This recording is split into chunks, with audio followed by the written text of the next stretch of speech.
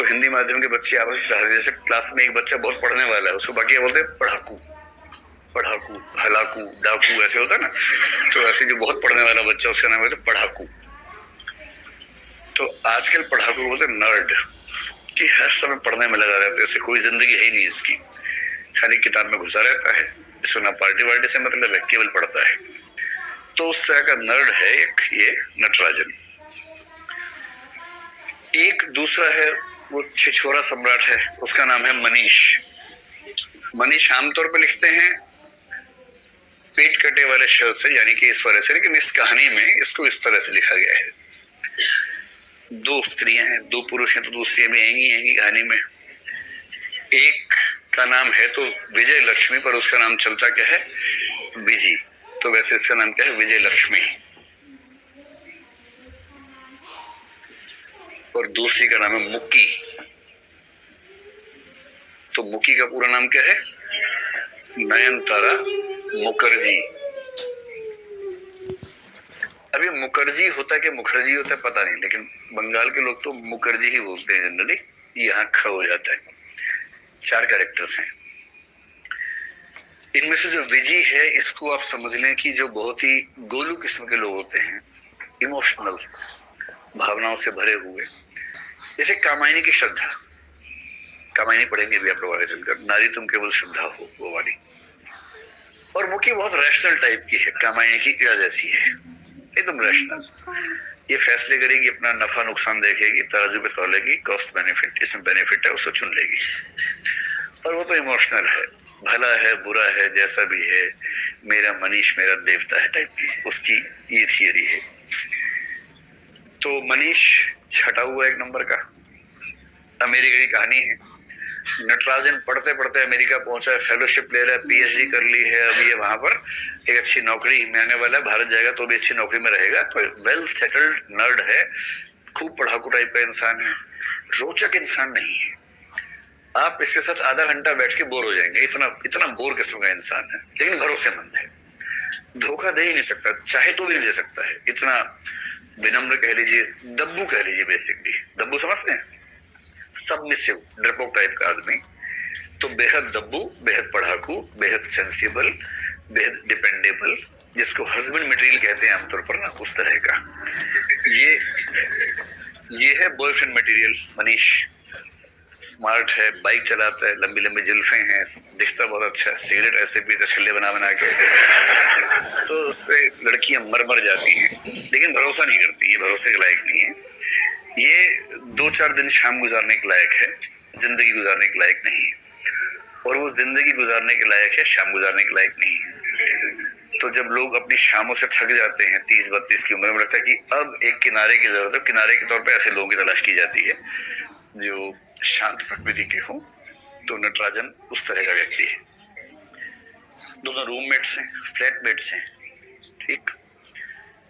मनीष दीवाना था विजी का, जब भारत से आया उसको विजी चाहिए, विजी को बुलाया। अंत में विजी किसी तरह से विद्रोह करके, विद्रोह क्या, उसके घर के लोग खुद नहीं चाह रहे थे कि वहां रहे, किसी तरह से अमेरिका पहुंची है। और इन भाई साहब को इतनी भी सुध नहीं कि वो आइए तो उससे मिलने, इसी बीच में उनको प्रेम हो गया है मुक्की से, और वो अकेला मैक्सिको की यात्रा पर निकल गया है। और नटराजन इससे बहुत दुखी है, नटराजन को विजी बहुत अच्छी लगती है, कह नहीं पाएगा जिंदगी भर ये उन लोगों में है जो कह के भी नहीं पाते हैं।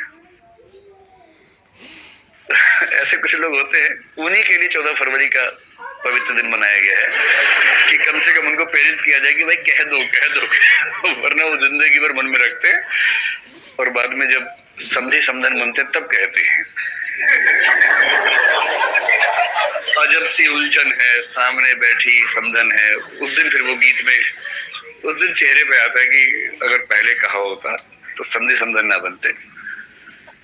तो कुछ कुछ वैसा भय उसके मन में है। बहरहाल अब हुआ ये है कि जब विजी आई तो विजी ने पाया कि मनीष को छीन लिए है मुक्की ने। मुक्की स्मार्ट लड़की है, स्मार्ट का मतलब वो एकदम जो मॉड बोलते हैं उसको, उसकी ड्रेसिंग सेंस से लेकर बोलने की शैली, वो उसकी जो शौक है, मॉडर्न आर्ट होगा, पेंटिंग, उस तरह के शौक है, स्मार्ट है, मतलब किसी पर छा जाने वाला व्यक्तित्व है। और ये एकदम घरेलू किस्म की लड़की है, सुंदर, कोमल और पवित्र भाव उस तरह का व्यक्तित्व है। अब मनीष को ऐसी लड़की बहुत अपील नहीं करते, बहुत ही सिंपल और अनकॉम्प्लिकेटेड है। थोड़ा कॉम्प्लिकेशन तो लाइफ में होना चाहिए, ये तो बहुत ही अनकॉम्प्लिकेटेड है। दास्य भाव से रहती है मनीष के साथ। मनीष इतना भी कहते पानी, रुको पानी लेके आते, पानी गर्म करके ला लो, पानी पी लो, तो समझ नहीं आता कि ये प्रेमिका है कि नौकरानी है। उस तरह का भाव बनता है मन में। इतनी सिंपल लड़की उसको पसंद नहीं है। और मनीष दिल का आवारा है, उसको मुकी पसंद आ गई और मुकी पे भी स्थिर हो गया ऐसा नहीं है, वो और आगे बढ़ जाता है। वो पृथ्वीराज चौहान है अपने समय का, उसे कहीं रुकने का मन थोड़ा करता है, आगे बढ़ जाता है। तो विजी वहां गई, नौकरी करने लगी। उसको मनीष से प्रेम था। नटराजन को बहुत प्रेम है विजी से। एक जगह लिखा भी है कि विजी के निकट होने मात्र से उसके भीतर जो प्रतिक्रियाएं होती थी वो मुकी की मौजूदगी में कभी नहीं होती। कह ही नहीं पाया कभी। एक बार हल्का सा हिंट दिया उसने विजी को और विजी ने फुफकारते हुए मना कर दिया, क्योंकि उस समय मनीष से ताजा ताजा जख्म मिला था, तो वो भी उस भाव से मुक्त नहीं हो पा रही थी। और जैसे नटराजन ने हल्का संकेत किया, विजी बोले खबरदार नटराजन, इससे आगे बोले तो। उसके बाद फिर बोला ही नहीं जीवन में कभी, क्योंकि उसकी तो क्या आपकी भाषा में क्या बोले, हवा टाइट हो गई बेचारे की। उसको लगा कि अगली बार कुछ मुंह से निकल गया, मारते मारते पता नहीं कहाँ छोड़ के आएगी। उसकी हिम्मत ही नहीं है। और ये अंदर अंदर क्या चाह रही है कि अब बोल दे तो ठीक है। बड़ी गुत्थम गुत्था टाइप का मामला है इसमें। पहले डांट दिया है, उसके बाद मन में ये कि अब बोल दे कुछ दिनों के बाद, और उसकी हिम्मत नहीं पड़ रही बेचारे की। अब क्योंकि उसको लग रहा है कि यहाँ से स्थायी विराम हो चुका है, पूर्ण विराम हो गया था एक ही बार में। अगर कोमा होता, डैश होता तो स्कोप बनता, पूर्ण विराम था पूरा। अब ये अकेला क्या करे। उधर मनीष के जाने के बाद से मुक्की भी बेरोजगार है, उसको भी रोजगार की तलाश है। तो रोजगार के तौर पर अब एक ही बचा नटराजन, और वो स्थायी नौकरी और फेलोशिप और पीएचडी और पढ़ा लिखा सब कुछ है। तो मुकी ने नटराजन को मैनेज कर लिया है। नटराजन ने उसको किया कि उसने इसको किया पता नहीं, लेकिन दोनों को लगा कि अब जिंदगी को सेट कर लेते। 34 साल का हो ही गया है, बिना यूपीएससी दिए 34 साल का हो गया। देखिए, यूपीएससी वाले बच्चे आमतौर पर इस उम्र में शादी करते हैं, बिना यूपीएससी वाले भी करते हैं इस उम्र में कभी कभी, नटराजन जैसे लोग। अब आज नटराजन बताने आया है विजी को कि हमारी शादी होने वाली है। और जैसे ही विजी को पता लगा, उसको लगा कि दूसरी बार उससे कुछ छीन लिया है मुक्की ने। जिसको चाहा सब कुछ छीन लिया। और व्यक्ति कितना ही विनम्र देखे, उसके अंदर जो भाव आते हैं ना, मछलियां वही है। बड़ी मछली छोटी मछली को खा जाती है, और कह भी रही है उससे। उसने पूछा वॉशिंगटन में कैसा लगा, और वहां एक नाटक देखा था, बड़ी मछली छोटी मछली। उसमें बड़ी मछली छोटी मछली को खा जाती है। कभी कभी सोचती हूँ कि क्या छोटी मछली पलटकर वार भी नहीं कर सकती। फिर बोली अच्छा रहने दो, तुम नहीं समझोगे, इतना बोल के चुप हो गई। पर वो इस कहानी का बीज वाक्य है कि छोटी मछली एक वार तो करेगी करेगी, क्योंकि छोटी मछली विजी खुद है, बड़ी मछली मुकी है। और बड़ी मछली बार बार छोटी मछली को खा रही है। तो सोचती हूँ कि क्या छोटी मछली पलटकर वार भी नहीं कर सकती। ये उसका मन है।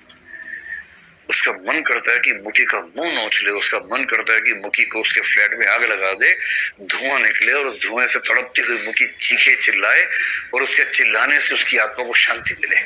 उसका मन ये करता है। जब जब मुकी के बारे में सोचती फिर प्रतीक क्या आता है, और चाय का पानी उबलने लगा। चल रही बात मुकी की, और चाय का पानी उबलने लगा। क्या उबल रहा है? इमोशंस उबल रहे हैं, गुस्सा आ रहा है।